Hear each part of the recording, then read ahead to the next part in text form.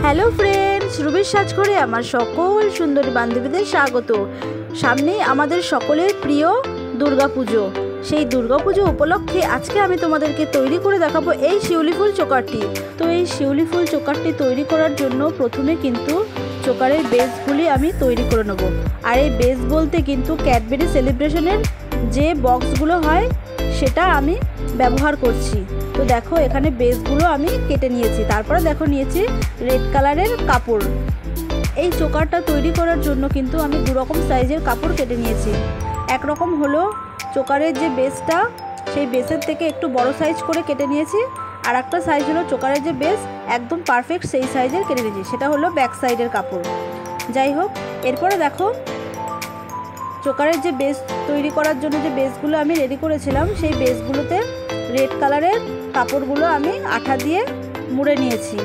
এরপরে দেখো নিয়েছি হোয়াইট কালারের ফেব্রিক্রিল, মানে ফেব্রিক যে কালারগুলো হয় সেই কালার, হোয়াইট আর রেড কালার। তো দেখো এখানে আমি প্রথমে একটা শিউলি ফুল এঁকে নিয়েছিলাম তোমাদেরকে দেখানোর সুবিধার জন্য।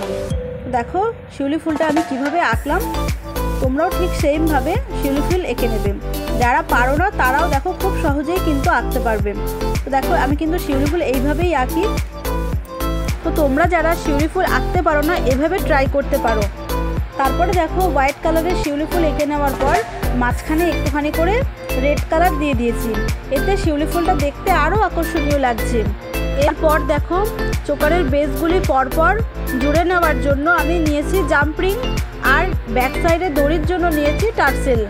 তো দেখো চোকারের বেসগুলিতে দুদিক করে আমি কম্পাসের সাহায্যে ছিদ্র করে নিলাম। এরপরে জাম্পরিংয়ের সাহায্যে একটার সঙ্গে আর একটা যুক্ত করে নেব। তো দেখো প্রথমে আমি একটার সঙ্গে জাম্পরিং জুড়ে নিয়েছি, তারপরে দেখো ওই জাম্পরিংয়ের মুখের সঙ্গে আর একটা বেস জুড়ে নিয়েছি। তো এইভাবে পরপর আমি দুটো তিনটে বেস জুড়ে নিলাম। তারপরে দেখো শেষের যে বেসটা, শেষের বেসটার গায়ে জাম্পরিংয়ের সাহায্যে টার্সেলগুলো যুক্ত করে নিলাম। তো দেখো চোকারের বেসে আমি দুদিক করে টার্সেল অ্যাড করে নিয়েছি। তারপরে দেখো দুটো কটন বল নিয়েছি, আর এই কটন বল আমি টার্সেলের সঙ্গে অ্যাড করে দিলাম। এতে কিন্তু দেখতে আরও আকর্ষণীয় লাগবে। তো কটন বল লাগানোর পরে আমি নেব দুটো সিসি বল, এই সিসি বলগুলো অ্যাড করে নেব। টার্সেলে কটন বল এবং সিসি বলগুলি অ্যাড করে নেওয়ার পর দেখো কড়ি নিয়েছি। এই কড়িগুলি চোকারের যে বেসগুলি আছে প্রত্যেকটা বেসে তিনটে করে কড়ি আঠার সাহায্যে অ্যাড করে নেব। তো কড়িগুলি অ্যাড করে নেওয়ার পর দেখো টার্সেলের যে একদম শেষ প্রান্ত আছে ওই শেষ প্রান্তে একটা করে জাম্পরিংয়ের সাহায্যে একটা করে কড়ি অ্যাড করে দেব।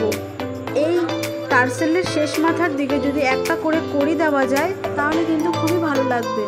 তো দেখো এই কড়ি অ্যাড করে নেওয়ার পর আমি ইয়ারিংয়ের জন্য স্টার্ট পিন নিয়েছি। এই স্টার্ট পিনগুলি ইয়ারিংয়ের যে ব্যাক সাইডের কাপড়গুলি কেটে রেখেছিলাম সেই ব্যাক সাইডের কাপড়ের সঙ্গে স্টার্ট পিন জুড়ে নিয়ে আঠা দিয়ে লাগিয়ে দিয়েছি। এরপরে দেখো চোকারটার ব্যাক সাইডে সেই ব্যাক সাইডের কাপড়গুলিও আঠা দিয়ে লাগিয়ে সেট করে নিলাম। আর এটা হলো চোকারটার ফুল অ্যান্ড ফাইনাল লুক। তোমাদের কেমন লাগছে অবশ্যই আমাকে কমেন্ট বক্সে জানিও। আজকে এই পর্যন্তই থাকবে, আবার দেখা হবে পরবর্তী কোনো নিত্য নতুন ভিডিওতে। আর আমার চ্যানেলটি এখনও যারা সাবস্ক্রাইব করোনি প্লিজ বন্ধুরা আমার চ্যানেলটি সাবস্ক্রাইব করে পাশে থেকো।